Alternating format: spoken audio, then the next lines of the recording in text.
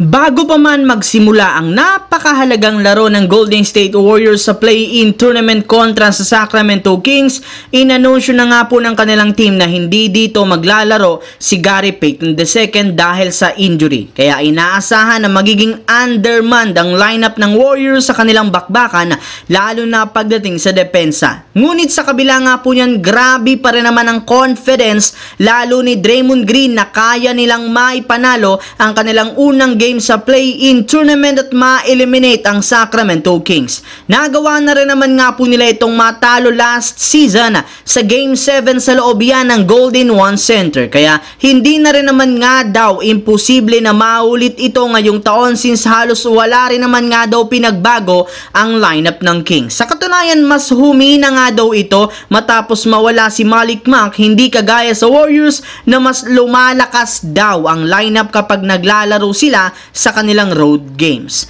Samantala, bago pa man magsimula ang play-in tournament at playoffs, ipinakita na nga po ng Los Angeles Lakers ang tunay na potensyal ng kanilang team sa kanilang huling game sa regular season matapos talunin at dominahin ang New Orleans Pelicans. Kaya may ilang mga NBA analyst na ang namangha sa ipinakita nilang performance, maging si Skip Bayless nagsabi na mas malaki ang tsansa ngayon ng Lakers na talunin ng Denver Nuggets kung sakali mang makaharap nila ito sa 7-game series. At maliban nga po mga idol sa mga analyst, meron rin naman mga NBA players ngayon ang natakot bigla sa Lakers, especially sa playoff LeBron. At isa nga dyan, si CJ McCollum na aminado sa media, wala silang nagawa para tapatan ang playoff mode ni LeBron James sa kanilang nagdaang laro. Yes mga idol, sobrang unstoppable nga ito hanggang sa umabot pa sa punto na hindi na rin naman napigilan ang ibang mga players ng Lakers. Hindi rin naman nga nila ito in-expect sa edad ni LeBron, kaya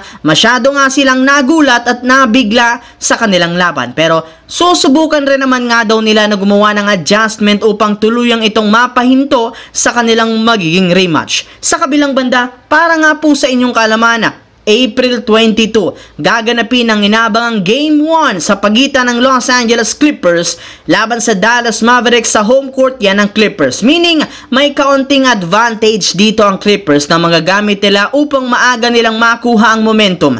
Ngunit sa kabila nga po niyan, hindi pa rin naman sila nakakasigurado kung maipapanalo nila ito since hanggang ngayon, questionable ang kalagayan ni Kawhi Leonard sa kanilang Game 1. Sa katunayan, ayon nga po sa ibinulgar na balita ni Adrian Wojnarowski ng ESPN, medyo malala nga daw ang kasalukuyang injury ni Kawhi Leonard since sumasakit at sobrang namamaga ngayon ang kanyang tuhod. At dahil dyan, posible na hindi siya paglaruin ng Clippers sa kanilang Game 1 since hindi nga nila isa sa alang-alang ang future nito para lamang sa isang laro. Kaya mukhang isang magandang balita ito sa kanilang kalaban na Dallas Mavericks na meron rin namang kompleto at mas healthy na lineup.